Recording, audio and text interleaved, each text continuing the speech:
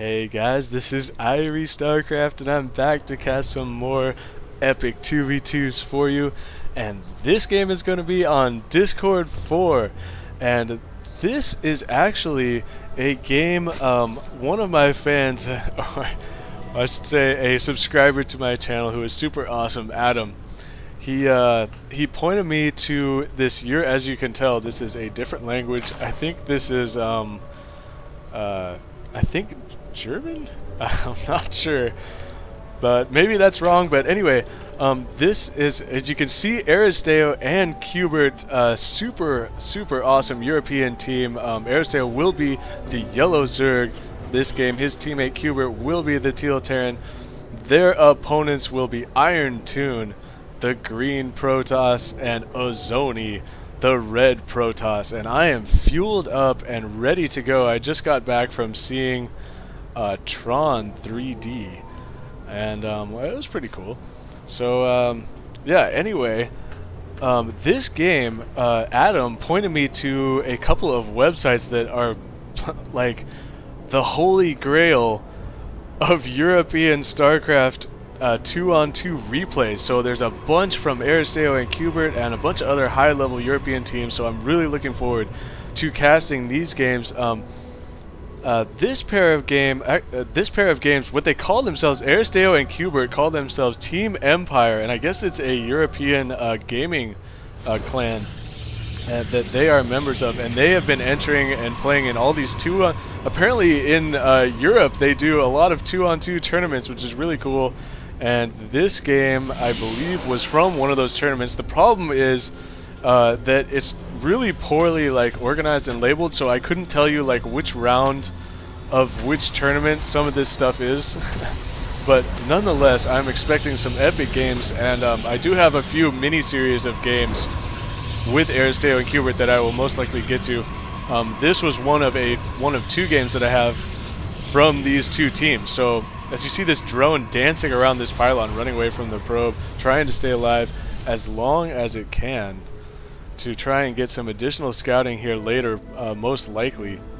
Actually, this drone is going to return home for Aristeo. He is getting his early expansion. So yeah, there is a European gaming league called the ENWL, and it's the European National War League.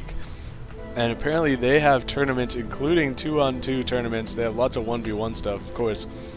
But there are some 2v2 tournaments, and so I will be casting some games from that. This particular game, I don't remember if it came from that. This is really bad. Either way, look, okay, this game is going to be super epic. The problem is that I totally screwed up and I just downloaded a whole bunch of the games. I'll just confess to you guys, I'll be honest right now. I downloaded a whole bunch of the games and I'm not sure which league or which tournament they were all from. I know what some of them are from, but not these ones. You see both probes, both scouting probes for the bottom team going down to those Marines of Cubert. There's some pinging going on.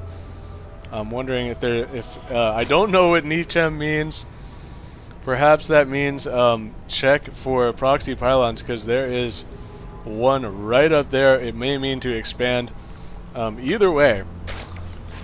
And interesting, because this is a different strategy than we have been used to seeing from a lot of the top players. We've been seeing a lot of early pressure by teams like Protec, and a lot of the North American teams really like to employ that early pressure. But these guys, Aristeo and Cubert, look, this is a much more macro style game. So I'm very interested in seeing how these games play out, because the style of play might be quite different than we're used to seeing. So Cubert will be he does have this bunker here in the front to help protect his teammates' natural fast expansion. And Aristeo, with a bunch of Zerglings on the map, his speed has just now finished for those Zerglings, so he will have significant map control already for the top team. Zerglings occupying this Zelnaga watchtowers, and a pylon, it looks like. Here we go. It looks like IronTune wants to push out. There are Zerglings back here. Ozonni and IronTune, excuse me, have a nice mixture of sentries and zealots and stalkers.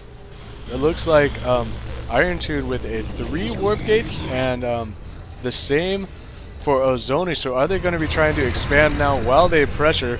They are occupying this top watchtower right now. IronTune will be throwing down, and Ozonni throwing down proxy pylons to warp in reinforcements at this position. Always a really good idea on this map if you are Protoss, as those proxy pylons will help secure map control. And as I've said before on this map, Discord 4, getting the center of the map is so huge, because you actually end up controlling these side expansions as well as the high yields in the middle when you can control the middle of the map.